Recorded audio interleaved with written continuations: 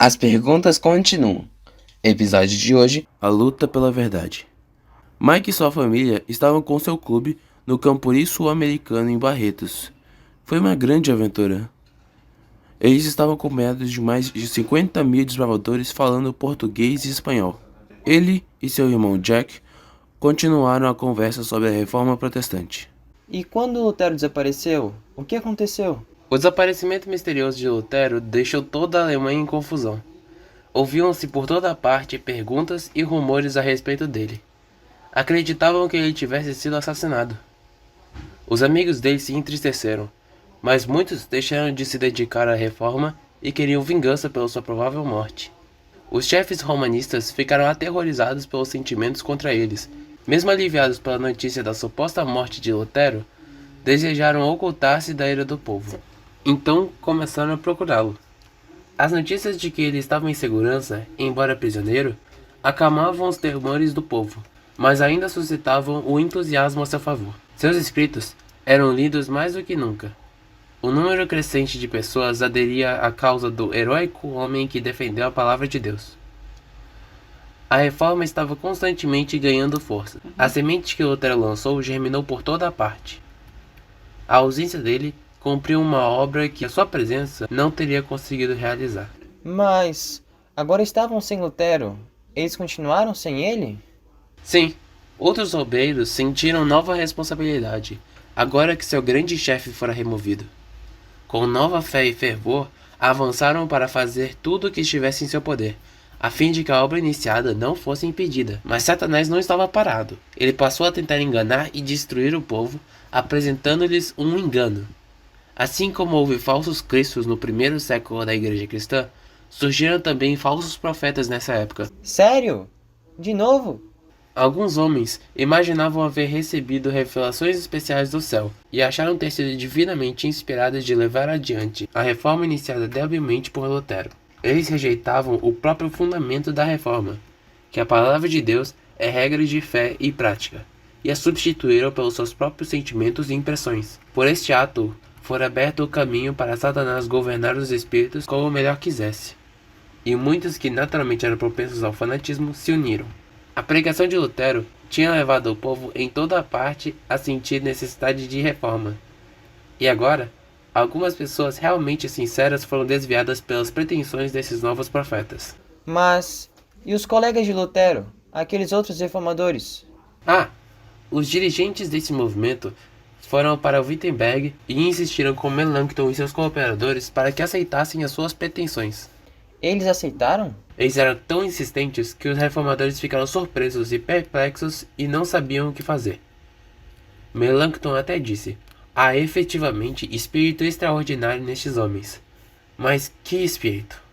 Bom, o fruto logo apareceu. O povo foi levado a negligenciar a Bíblia. Nas escolas estabeleceu-se confusão. Estudantes abandonavam seus estudos e retiravam-se da universidade. A obra da reforma quase foi levada à ruína. Os representantes de Roma recuperaram então a sua confiança. E Lutero? Não podia fazer nada? Lutero, quando estava em Wartburg, quando soube o que estava acontecendo, ele ficou muito triste. Ele percebeu o verdadeiro caráter desses profetas logo e viu o perigo que ameaçava a causa da verdade. Amargurado e preocupado com os acontecimentos, ele algumas vezes perguntou: poderá então ser este o fim dessa grande obra da reforma? De novo, lutando com Deus em oração, encheu-se de paz a sua alma. A obra não é minha, mas tua, disse ele. Não permitirás que ela se corrompa pela superstição ou fanatismo. Mas permanecer afastado em meio ao conflito tornou-se insuportável. Ele resolveu voltar a Wittenberg. Sem demora, iniciou a perigosa viagem. Achava-se sob a condenação do Império. Os inimigos tinham a liberdade de tirar a sua vida. Aos amigos era vedado auxiliá-lo ou abrigá-lo. E aí? O que ele fez? Logo se espalhou por Wittenberg a notícia de que Lutero havia voltado e iria pregar. A igreja ficou lotada. Com grande sabedoria e gentileza, ele instruiu e reprovou. A palavra de Deus deve agir, não nós. Temos o direito de falar, não de agir. Preguemos, o resto pertence a Deus. Se eu recorresse à força, o que ganharia? Deus toma posse do coração e quando o conquista, ganha tudo. Eu pregarei, debaterei e escreverei, mas não forçarei ninguém, pois a fé é um ato voluntário. Eu me levantei contra o Papa, as indulgências e contra aqueles que apoiavam o papado, mas sem violência nem tumulto. Coloquei em evidência a palavra de Deus, preguei e escrevi. Foi só isso que eu fiz. Ainda assim, enquanto eu dormia, a palavra que eu havia pregado subverteu o sistema papal de tal modo que nenhum príncipe ou imperador lhe causou tanto dano assim. Contudo, eu não fiz nada. Foi a palavra sozinha que fez tudo. A palavra de Deus quebrou o encantamento da empolgação fanática. O evangelho trouxe pessoas desencaminhadas de volta à verdade. Vários anos depois, o fanatismo irrompeu com resultados mais terríveis. Lutero disse: para eles, as Sagradas Escrituras não passam de letras mortas e começam a clamar: ó Espírito, mas de maneira nenhuma seguirei aonde o Espírito deles conduz. O mais ativo entre fanáticos, Thomas Müntzer, era um homem de habilidade considerável, mas não havia aprendido a verdadeira religião. Era tomado pelo desejo de reformar o mundo e se esqueceu, assim como acontece com todos os fanáticos, de que a reforma deveria começar com ele próprio. Não estava disposto a ser o segundo, nem mesmo em relação a Lutero. Alegava que o próprio Deus lhe ordenara que introduzisse a verdadeira reforma. Aquele que possui o Espírito possui a verdadeira fé, mesmo que nunca veja as Escrituras nessa vida. Os mestres fanáticos se permitiam ser governados por impressões, aceitando qualquer pensamento e impulso como a voz de Deus. Milhares de pessoas aceitaram a doutrina de Müntzer. Logo, ele declarou que quem obedecia aos príncipes estava tentando servir tanto a Deus quanto ao inimigo. Os ensinos revolucionários de Müntzer levavam as pessoas a romper com toda forma de controle. Seguiram-se cenas terríveis de conflito e os campos da Alemanha se encharcaram de sangue. Os príncipes, favoráveis ao Papa, declararam que a rebelião era fruto das doutrinas de Lutero. Essa acusação trouxe grande aflição ao reformador, ao ver que a causa da verdade era motivo de desgraça por ser classificada como o pior tipo de fanatismo. Em contrapartida, os líderes da revolta odiavam Lutero. Além de ter negado suas reivindicações de inspiração divina, o reformador os chamara de rebeldes contra as autoridades civis. Em retaliação, eles o denunciaram como um impostor vil. Os apoiadores de Roma esperavam ver a queda da reforma e culpavam Lutero até mesmo pelos erros que ele tentava fervorosamente corrigir. Os fanáticos, alegando falsamente que estavam sendo tratados com injustiça, ganharam simpatia. As pessoas começaram a vê-los como mártires. Desta maneira, aqueles que se opunham à reforma recebiam simpatia e louvor. Essa foi uma obra do mesmo espírito de rebelião que mostrou sua face pela primeira vez no céu. O inimigo tenta constantemente enganar as pessoas e levá-las a chamar o pecado de justiça e a justiça de pecado. Continua a demonstrar o mesmo espírito dos dias de Lutero, desviando a mente das Escrituras e introduzindo as pessoas a seguir sentimentos e impressões em lugar da lei de Deus. Destemido, Lutero defendeu o evangelho dos ataques que vinha sofrendo.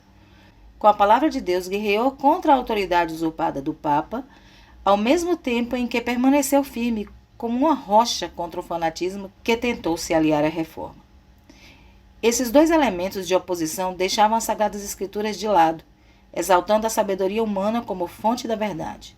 O racionalismo idolatra a razão e a transforma no padrão para a prática religiosa. A inspiração que Müntzer reivindicava vinha da própria imaginação.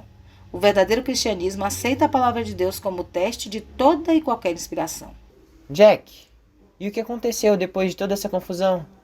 De volta de Wartburgo, Lutero completou sua tradução do Novo Testamento, que foi logo depois entregue ao povo da Alemanha em sua própria língua. Essa tradução foi recebida com grande alegria por todos os que amavam a verdade, mas rejeitaram-na os que preferiam tradições e preceitos de homens. Os padres estavam alarmados com a ideia de que o povo comum agora seria capaz de discutir com eles sobre os preceitos da palavra de Deus, e que a sua própria falta de conhecimento profundo da palavra de Deus seria assim exposta. Roma convocou toda a sua autoridade para impedir a disseminação das Escrituras, mas não funcionou nenhum decreto, condenações ou torturas.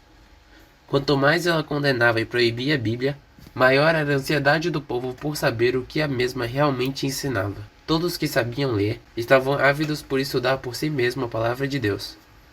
Levavam-na consigo, liam-na e reliam-na, e não podiam se satisfazer antes que confiassem à memória grandes pedaços dela. Mas só o Novo Testamento? E o Velho? Quantas vezes precisei do Velho Testamento para entender o Novo? Pois é, vendo o favor com que o Novo Testamento fora recebido, Lutero imediatamente começou a tradução do Antigo Testamento. Os escritos de Lutero eram bem aceitos nas cidades como nas aldeias. O que Lutero e seus amigos compunham, outros faziam circular. Monges, convictos do caráter ilícito das obrigações monásticas, desejosos de trocar uma longa vida de indolência por outra de ativo esforço, mas sem conhecimento suficiente para proclamar a palavra de Deus, viajavam pelas províncias, visitando aldeias e cabanas, onde vendiam os livros de Lutero e de seus amigos. Ricos e pobres, sábios e ignorantes estudavam com profundo interesse esses escritos. À noite, os professores das escolas da aldeia liam eles em voz alta a pequenos grupos reunidos junto à lareira. Com grande esforço, algumas almas eram convencidas da verdade, e recebendo a palavra com alegria, e por sua vez, contavam as boas novas a outros. Confirmou-se o que disse o cantor inspirado: a exposição das suas palavras dá luz, dá entendimento aos simples. O estudo das Escrituras estava operando poderosa mudança no espírito e coração do povo.